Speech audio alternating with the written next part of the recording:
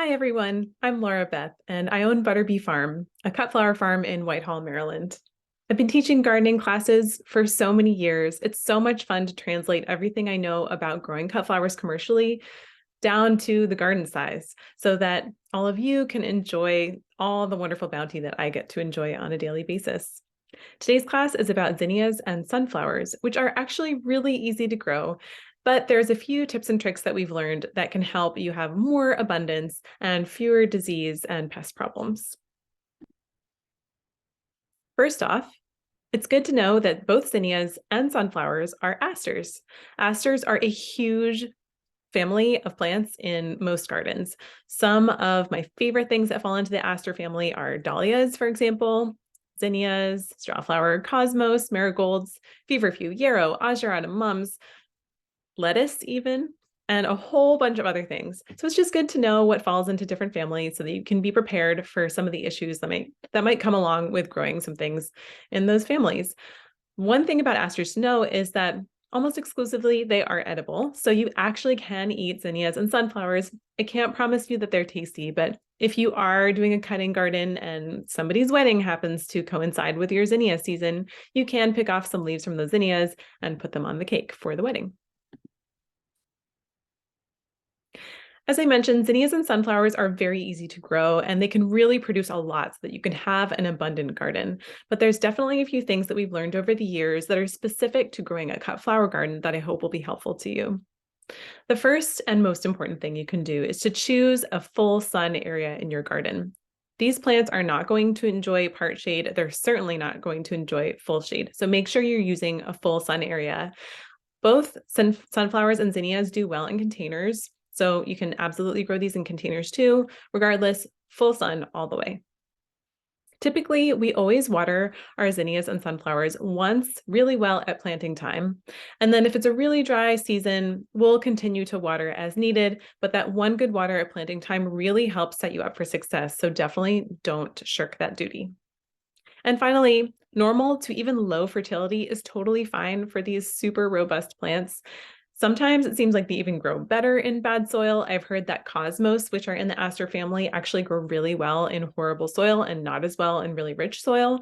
Zinnias and sunflowers typically grow really well wherever, but I will say that I've noticed I have better disease resistance when my soil is better, particularly when it comes to zinnias. So let's get into some of the specifics here. Zinnias are spaced really close together when you're growing a cut flower garden. And the reason for that is because you're trying to get as many plants as you can so you can have as many cuts as you can. So we space our zinnias as close as 6 to 12 inches apart. Now, if I spread my thumb and pinky apart, this is about 6 inches. So that's what you can use when you're out there in the garden planting your zinnias, about one zinnia here, one zinnia here, and then another one here, and another one there. One thing we do need to talk about today at length is pinching. If you're not familiar with this term, when a plant is starting to grow, as cut flower farmers or cut flower gardeners, we might pinch out, which just means that we might prune the very top of the plant, as though we were pruning a tree or a shrub. The thing is, you really want to make sure you pinch at just the right time. So typically we'll pinch when the plant has maybe 4 sets of leaves, maybe 3 sets of leaves, maybe 2, somewhere between 2 and 4, I would say is best. And usually I'll even more go by size of the plant. So if this is the plant, let's say it's about 6 inches high, I would pinch at about 6 inches high and just pinch out, just take off, completely remove the top set of leaves. That is going to help encourage the plant to branch so that you can have a lot of stems rather than just one huge honking stem. You want lots of stems. So for zinnias, let's talk about zinnias first in depth. You absolutely can pinch, but you don't have to. We typically do just because we are really serious about getting a lot of bang for our buck. But if you forget, it's totally fine. Zinnias will naturally branch, so you don't have to worry. When it comes to staking, which is just adding some support for your plants, which we will talk about in a minute, it certainly helps and I do recommend it, but you don't have to when it comes to zinnias. There are other things like lisianthus that you do need to stake, or all of your lisianthus will be flat on the ground and you won't be able to cut anything at all. It's so devastating when it happens. Zinnias aren't quite like that. If they do flop over in a big storm, they'll just start growing again towards the sun and you'll have some nice cuts in a couple of weeks. So I would stake, but you don't have to. Don't let it deter you if you really don't feel like doing it. As we said, water in well at planting time. And then we are in zone 7, 6B, 7A, depending on the year. We sow our zinnias in mid-May, and then we get a bloom time from them in early July. And then we also continue to plant them through the first week of July for a bloom time through September and early October. Typically, zinnias don't look that great at the end of the season when the day length gets shorter in early to mid-October. We kind of stop cutting them because they don't look that great, but you can still cut them. They're just not going to have quite the quality that they did in September and August and July, for example. So as we talked about, pinching is really important. I do want to show you a photo of this. So when I say we'll pinch out the top set of leaves, if you can follow my mouse, we would pinch out these 4 leaves at the top and leave these bottom leaves at the bottom. And that would encourage the plants to branch. Now, we also talked about staking, so let's go into that a little bit more in depth. When I'm talking about staking, I mean taking a post of some kind. Typically, we use these little wooden posts that are untreated, so they're not adding bad chemicals to the garden soil. You can get them at your local garden store, for example. So we'll pound these into the ground using a stake pounder or a mallet, and then we'll take what's called irrigation twine. I don't know why they call it, because it's not for irrigation, but it's a twine, essentially a plastic twine, or you can use a biodegradable one that we wrap around the stakes, creating kind of a trellis for the plants to grow up through. So if you were to look at an overhead version of this twine here, so let's say we're looking at these 4 stakes overhead. So if you follow my mouse, it's like 1, 2, 3, 4, just looking at it top down. You would see that the twine is wrapped around a stake here, and then it goes diagonally to the next stake, and then it goes up to the next stake and down to the next stake. So we've kind of created a sort of grid through which the plants will grow up through. You don't have to do exactly this method. This is something that we learned because we didn't want to use that plastic trellising called Horton Nova netting anymore. We wanted to move away from that because that stuff goes in the landfill, and very concerned about what kind of animals can get stuck in it. So we wanted to use something that might be better for the environment. So we switched to this twining and staking method, and it's working great for us. As you can see, we might do more than 1 layer of staking. So we have some twine at the bottom here, about 1 foot up from the ground, and then we have some twine 1 foot up from that too. So there's sort of 2 layers of grid that the plants have to grow through. And it just helps keep them supported in case there is one of those crazy storms, which in the mid-Atlantic we do often get, especially during hurricane season in the fall. Not all zinnias are great for cutting. So when you're ordering seeds or buying seedlings, make sure that you're checking to just see that there isn't the word bedding in the description. If it says that the zinnia is a bedding plant, what that means is it's going to be beautiful in the landscape, and it's going to grow really close and short to the bed and be very nice down low, but it's not going to be very tall.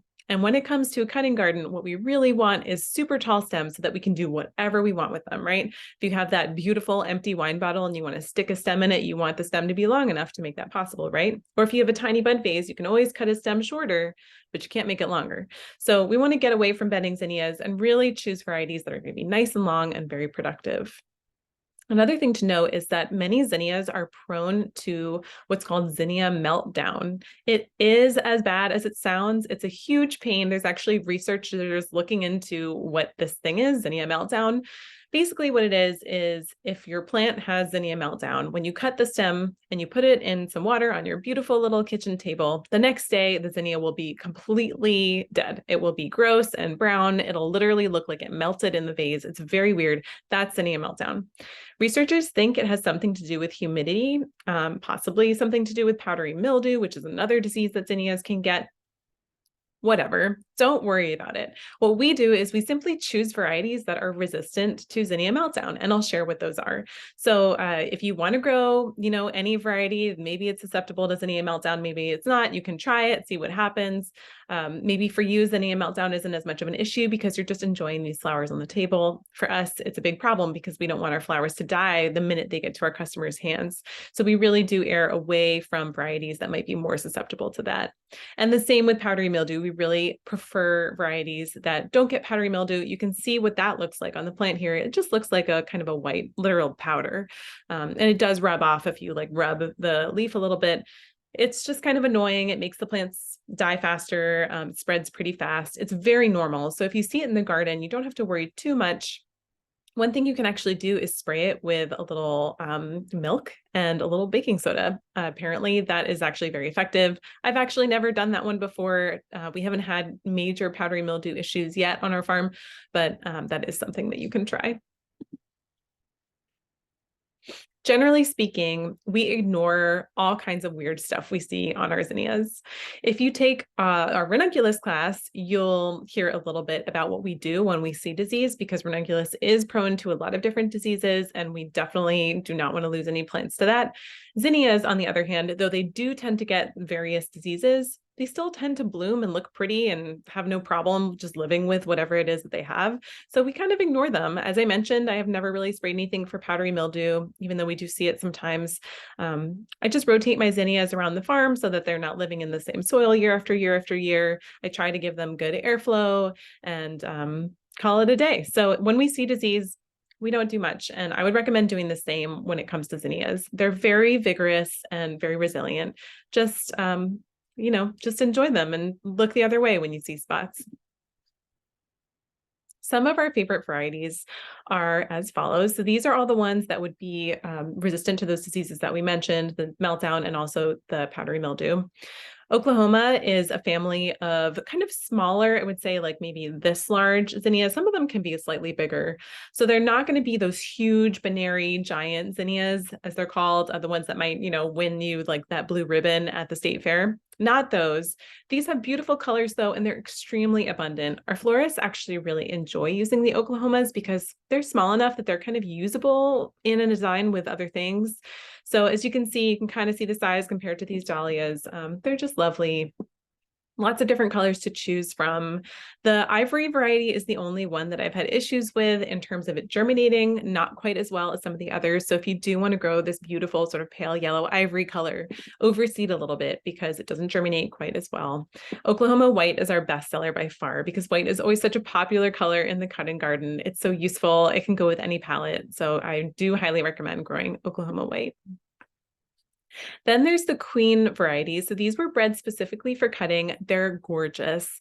The one on the left is queen lime red. It's more blushy, has some green in there. And the one on the right is more peachy, more bronzy. They're both beautiful. They're both susceptible to powdery mildew more than some of the other varieties, but they're so pretty that we grow them anyway. And finally, maybe my two absolute favorites. These are smaller zinnias in terms of the bloom size, quite small actually, but they're very abundant and they're such interesting colors. They also are very resistant to disease. We've never had any problem with these. The one on the left is Persian and the one on the right is Aztec, and they're both just wonderful. They're also a little shorter than your regular zinnias. Some regular zinnias might get as tall as I am. I'm 5'5", but the Persians will never get quite that tall. So if you do want something a little on the smaller side, these are great, and they grow a little more in a bushy kind of way. Cinderella is so pretty. It has these sort of double flowers, if you follow my mouse, just so ruffled and cool, but tends to have more issues, more disease issues, for example, and more spotting on the leaves and the foliage. So we're kind of moving away from growing them, but they are really fun and cool. If you want to just grow a plant or two, it could be worth doing. Now, when it comes to zinnias, harvest is actually the hardest part.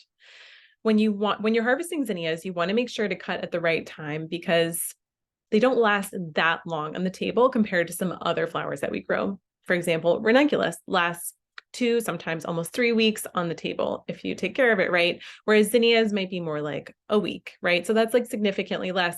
And if you cut the zinnia at the wrong time, it might last only a day or two. So I'm going to tell you how we do it. It's something we've honed over the years, and there's some interesting tricks to it. So first of all, we're looking for zinnias where the centers haven't completely popped yet. So if you've grown zinnias, you know that they can really kind of protrude. They can kind of become brown, like in this photo here. This is too far gone. We would not cut the zinnia at this stage. But we do want to see a little bit of yellow pollen emerging from around the center. So not quite this. This is too much. These are too young, but this would be perfect. This is great. This is a perfect zinnia. Okay, now, if all else fails, you can always do the wiggle test. The wiggle test is literally putting your hand on the stem a few inches below the flower and wiggling the stem. If the stem wiggles with the head, then it's too young and you need to wait. But if the head is pretty stiff when you're wiggling and doesn't really flop around much, then you're good to go. It's the wiggle test, kind of commonly known throughout the cut flower farming world, and now you can use it in your garden. So these two are too young. I'm not seeing any yellow here. And if I did the wiggle test, I would bet that those heads would kind of flop around and wave around like a flag. But these are all perfect. And if I did the wiggle test on them, I'm sure I would find that the heads would be kind of stiff at the top, which would indicate that they're ready to cut. So if you have trouble with this, you can always refer back to this slide. I hope these photos are helpful. And remember, you can't really go wrong necessarily. It's just that if you want your flowers to last as long as humanly possible, this is the stage at which to cut them. Another example of zinnias cut at the right time. You can see that some of the zinnias have more yellow pollen showing and some have less, some have almost none, in which case probably what happened is we weren't sure, so we did a wiggle test and the heads were firm, so we took them. So, you can sort of create your own method over years of practice. Now, zinnias and design are just so fun and beautiful. Big thanks to our friends at Local Color Flowers for sharing some of these photos with us from their design. You can see the Oklahoma white zinnias here, adding some nice sort of brightness to this bouquet. Here's a queen lime red zinnia, and this one at my wedding actually is a red zinnia. I think this was back when we were growing Baneri red zinnias, but we don't grow them anymore because of their disease issues. I'm sorry, this photo is a little blurry, but there's some queen lime red zinnias back there. So now let's get into some sunflowers. Sunflowers, also super easy to grow, but there are a few details that a lot of gardeners don't know that I'm really excited to share with you, and I hope it helps you up your sunflower game. We also space our sunflowers super, super close at 6 inches apart. That might shock you because, as you know, sunflowers can get huge. A lot of people do plant them super far apart, but if you do that, you're going to get really big sunflowers that are kind of unusable in a vase, right? I have put sunflowers in a vase before that were so heavy that the vase immediately fell over and water was everywhere. So for the cutting garden, we're actually looking to space them quite close together so that they are purposely small. We want them to be small so that they're usable in vases and in design, right? Now, there are two kinds of sunflowers. There are single cuts and there are branching sunflowers. So the two categories. So when you order your seeds or get your plants, know which ones they are so you'll know whether you should pinch or not, right? Remember, as we discussed, pinching helps encourage branching and lots of stems. But the sunflowers that were bred to be single cuts do not respond well to pinching and they should not be pinched. So just know that there's branching, those ones you would pinch, the single cuts you would not pinch. We never stake our sunflowers. They don't have any issue flopping over. They do really well in wind and in rain. So that's not something you have to worry about. And just like everything, water in at planting time. So here's a photo of branching versus single cut sunflowers. So you can see with the branching, you could leave more room here. We don't grow any branching sunflowers, actually. I'll explain why in a minute. So this is a photo from a seed catalog, Eden Brothers. But then on the right, here's our greenhouse. You can see how close these sunflowers are together. So those are the single cuts. So the reason that we don't grow any branching sunflowers is because they kind of pop open at will, all different stem lengths, as you can see here. And that's very fun and might work really well in the garden. But on a commercial cut flower farm, we really want to be able to identify when everything's going to bloom. And we want to get it all kind of at the same time. And that's a lot easier to control with the single cuts because they only produce one flower. We can plant them specific spacings apart so that they'll all bloom at the same time and be the same size.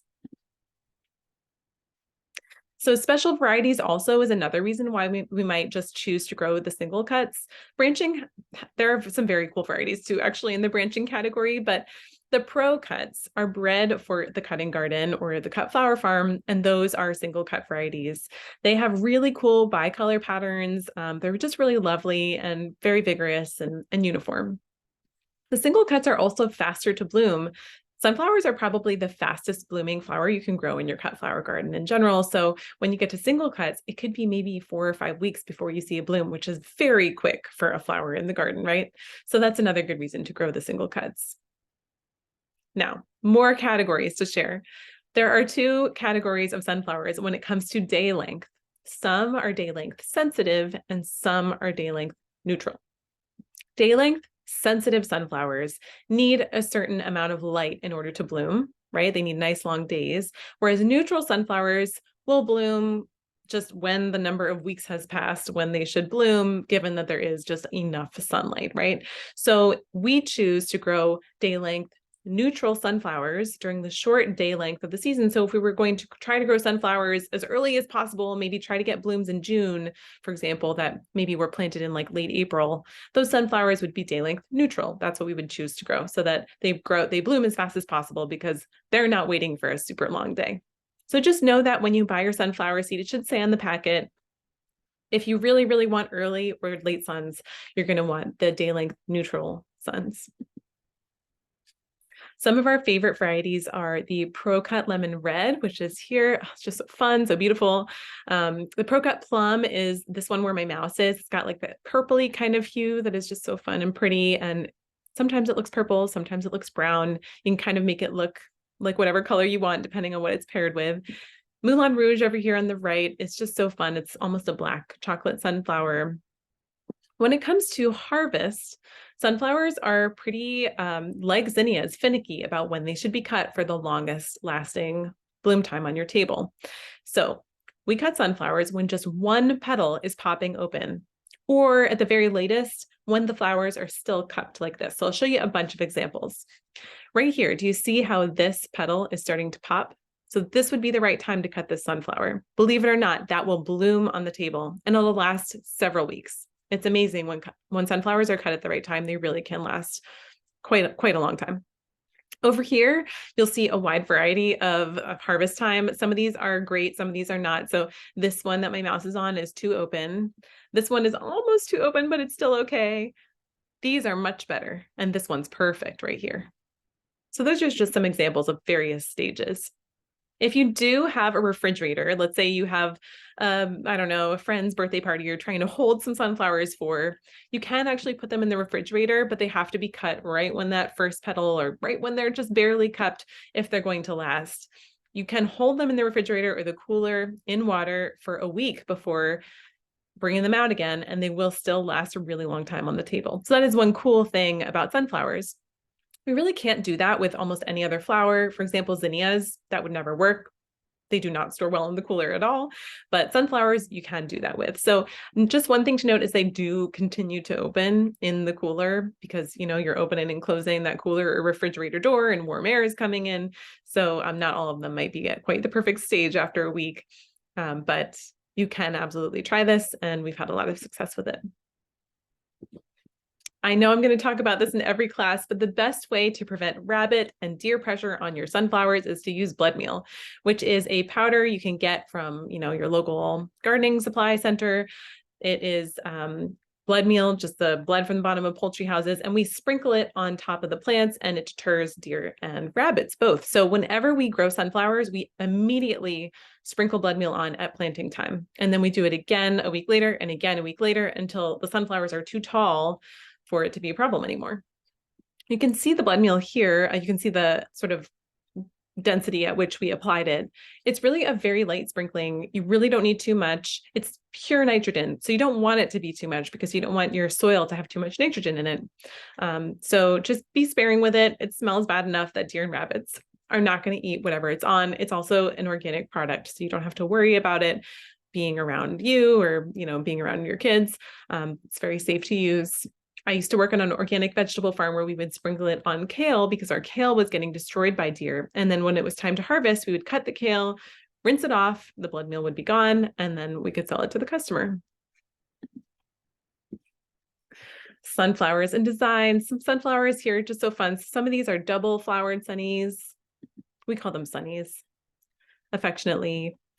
These are the more standard sunflowers you might see at the farmer's market, for example.